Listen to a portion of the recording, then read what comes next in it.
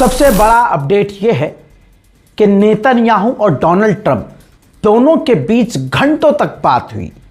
यह बातचीत काफी टेंस थी, गर्मा गर्मी हुई, दोनों के बीच बहुत ज्यादा तनाव हुआ क्योंकि नेतन्याहू कह रहा है कि हमला करो ईरान पर दोबारा से, जबकि डोनाल्ड ट्रंप हमला करना नहीं चाहता, वो ईरान से डील चाहता है।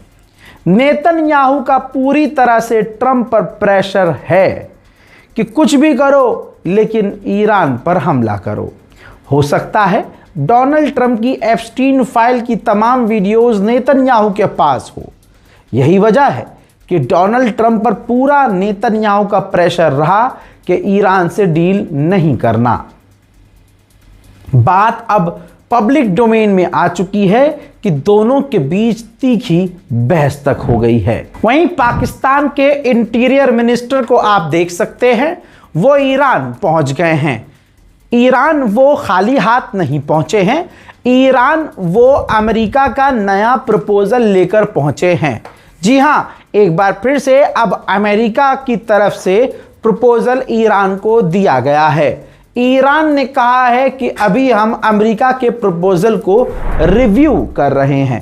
बात यह भी सामने आ रही है कि फाइनल ड्राफ्टिंग हो रही है, यानी लगभग अमेरिका कुछ कुछ बातों पर और ईरान कुछ कुछ बातों पर राजी हो सकता है। फाइनल ड्राफ्टिंग का ऐलान पाकिस्तान के आर्मी चीफ ईरान पहुंचकर कर सकते हैं, इस बात की उम्मीद जताई जा रही है। पेज़ेश्कियान ने कहा कि यह जंग हमने शुरू नहीं की, न ईरान कभी भी जंग चाहता है। आज की तारीख में भी ईरान हर तरफ, हर जगह, हर मोड़ पर जंग खत्म करना चाहता है, लेकिन अमेरिका जो सोच रहा है कि ईरान सरेंडर करे, ऐसा कभी हो नहीं सकता। दूसरी तरफ ईरान के विदेश मंत्री फ्रंट पर आकर खेल रहे हैं।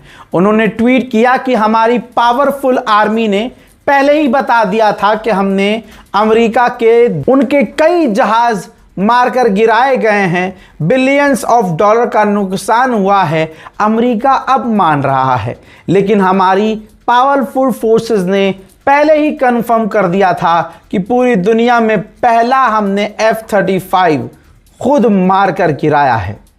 हमने जंग से बहुत सारी चीज़ें सीखी हैं और बहुत सारा एक्सपीरियंस हुआ है। अब जब दोबारा जंग होती है या होगी तो नए सरप्राइज अमेरिका को दिए जाएंगे। उधर ईरान की सड़कों पर आज भी प्रदर्शन जारी है। तस्वीर देखिए, ड्रोन की परेड कर रहा है ईरान। जी हां, ड्रोन को सड़कों पर दौड़ा रहा है।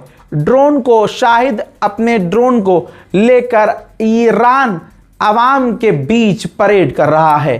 अवाम के बीच जोश व खरोश देखा जा रहा है। एक वीडियो दिखाना चाहूंगा।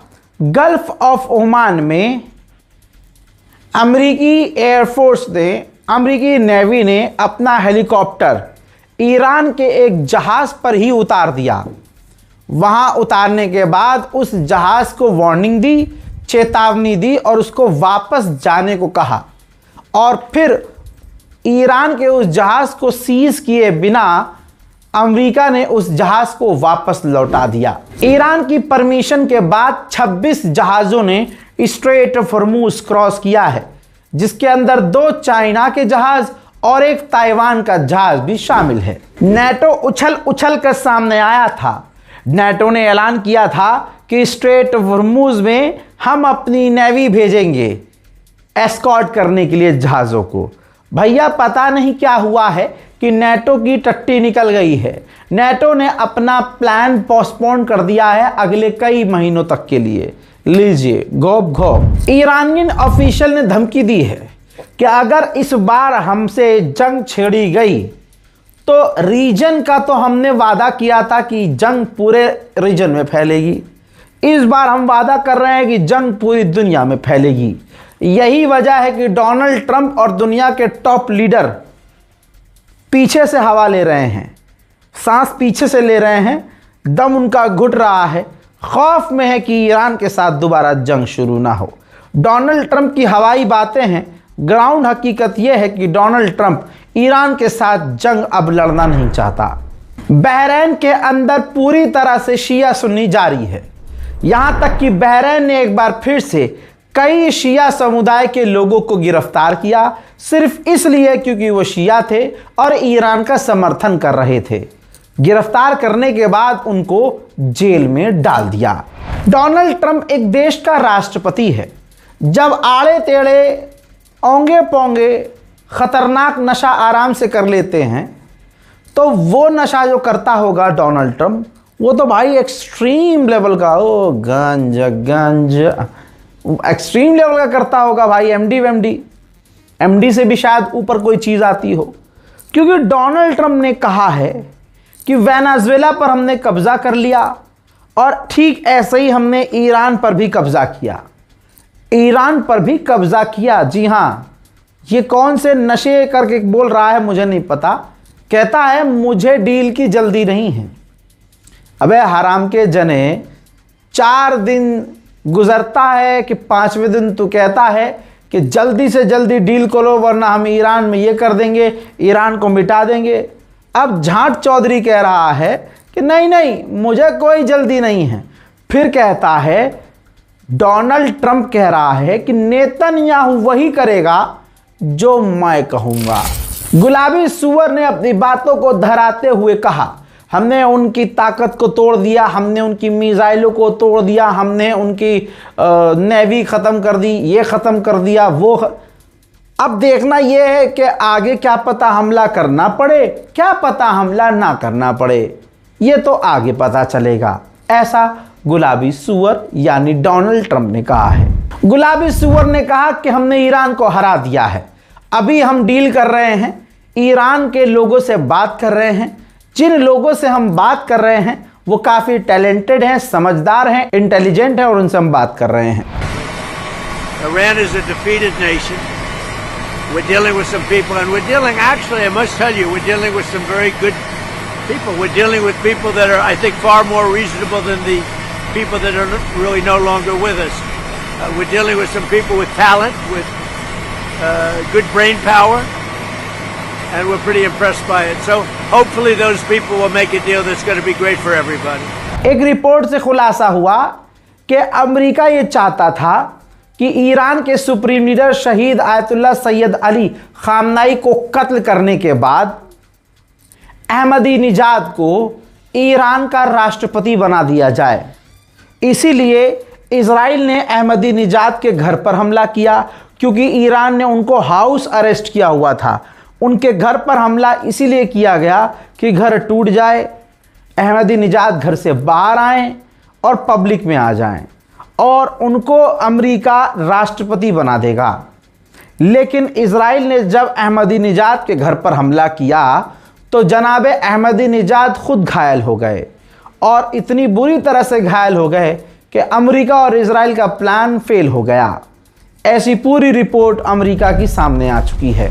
इब्राहिम रईसी, आपको याद होंगे 2 साल पहले उनकी हादसे में हेलीकॉप्टर क्रैश हुआ था, उनकी मौत हो गई थी।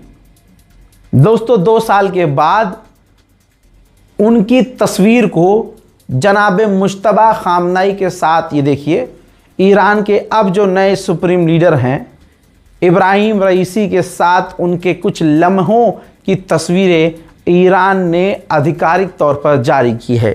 एक लंबे समय के बाद जनाब मुश्तबा खामनाई की कोई असली तस्वीर बिना एआई, बिना एडिट वाली तस्वीरें सामने आई हैं। ईरान के विदेश मंत्रालय के स्पोक पर्सन ने कहा है कि ईरान को डेडलाइन देना यह बकवास है। ईरान को डेडलाइन नहीं दी जा सकती। हम अपने हिसाब से काम करते हैं और अपने हिसाब से काम करेंगे। आप CNN की एक इन्वेस्टिगेशन वाली रिपोर्ट देखिए, ये देखिए, आराम से देखिए, स्क्रीनशॉट ले लीजिए। डोनाल्ड ट्रंप की जो रेटिंग है अमेरिका में लगभग 63% गिर चुकी है। अमेरिका में हर दूसरा इंसान डोनाल्ड ट्रंप को गालियां दे रहा है। यह CNN की रिपोर्ट है।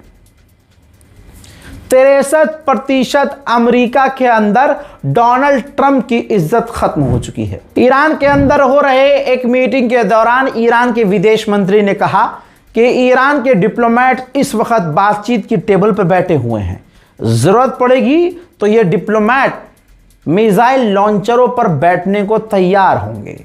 हमारा जो मकसद है हम उसकी तरफ आगे बढ़ रहे हैं, बातचीत चल रही है।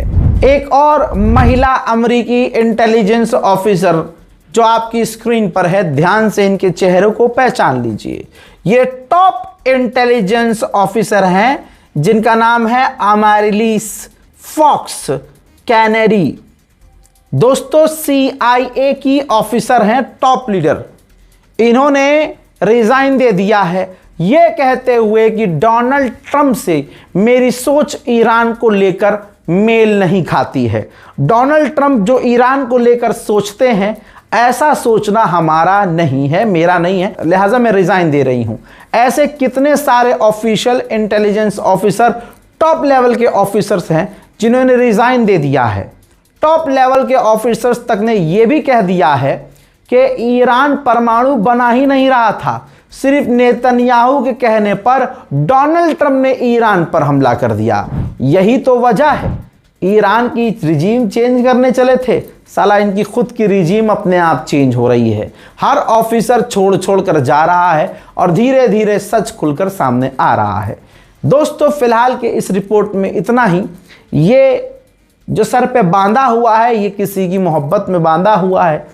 जब ईरान एम्बेसी में गया था बड़ी भीड़ थी, बहुत लोगों की मोहब्बत मिल रही थी। किसी शख्स ने एक झोला मेरे हाथ में दिया, एक चिट्ठी मेरे हाथ में दी, कहा कि ये हमारी तरफ से आपके लिए हदिया है।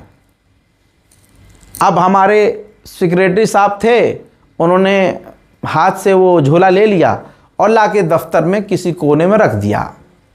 महीना भर बीत गया, उस पर चिट्ठी पर नज़र नहीं पड़ी। अचानक से नज़र मेरी पड़ी, चिट्ठी पड़ी। काफ़ी ज़्यादा उस चिट्ठी में प्यार था, मोहब्बत थी, इज्जत थी। उन्होंने ये गिफ्ट किया और कहा था कि ये साफ़ा, जो साफ़ा आप पहनते हैं वो आपके सर पर, आपके कंधे पर अच्छा लगता है। मुझे काफ़ी वो दिल पे लगा, लिहाजा ये साफ़ा उन्हीं की मोहब्बत में पहना है। मुझे उम्मीद है कि ये वीडियो आप तक पहुंच रही होंगी, आप जहां भी होंगे, और आपकी मोहब्बतों का बेइंतहा मैं शुक्रगुजार हूं। फिलहाल के इस रिपोर्ट में इतना ही। जय हिंद।